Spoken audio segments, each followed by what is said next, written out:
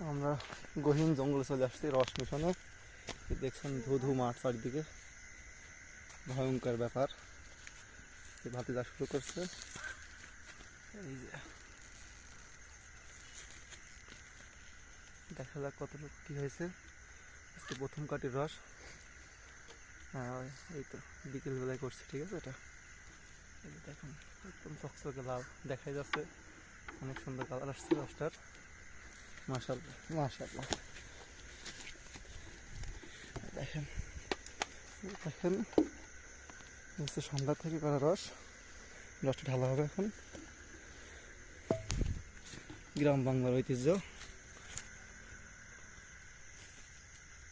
উঁচা কাঠ ঢালো, উঁচা কাঠ ঢালো, উঁচা কাঠ ঢালো। আচ্ছা ঠিক আছে, ঢালতে থাকো।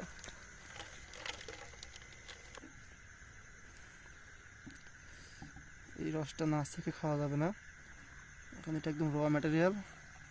এটা আমরা বাসায় নিয়ে সুন্দর করে পরিষ্কার করব, ছাঁকনি দিয়ে ছাঁকবো, তারপর এটা খাওয়ার উপযোগী হবে।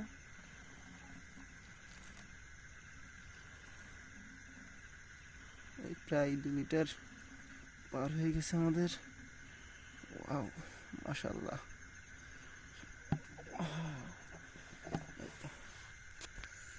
আমরা গহীন জঙ্গলে চলে আসছি রস মিশনে। দেখছেন ধুধু মাঠ চারিদিকে, ভয়ঙ্কর ব্যাপার। ভাতিজা শুরু করছে, এই যে দেখা যাক কতটুকু কি হয়েছে। আজকে প্রথম কাটির রস। এই তো বিকেল বেলায় করছি, ঠিক আছে। এটা এই যে দেখুন, একদম চকচকে লাল দেখাই যাচ্ছে, অনেক সুন্দর কালার আসছে রসটার। মাশাআল্লাহ মাশাআল্লাহ। দেখেন দেখেন, হচ্ছে সন্ধ্যা থেকে করা রস। রসটা ঢালা হবে এখন। গ্রাম বাংলার ঐতিহ্য। উঁচা কাঠ ঢালো, উঁচা কাঠ ঢালো, উঁচা কাঠ ঢালো।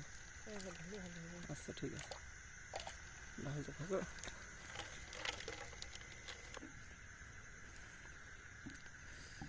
এই রসটা নাচ থেকে খাওয়া যাবে না, এখন এটা একদম র ম্যাটেরিয়াল।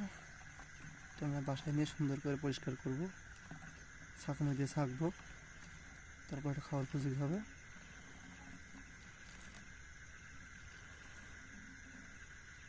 এই প্রায় 2 লিটার পার হয়ে গেছে আমাদের। ওয়াও মাশাআল্লাহ।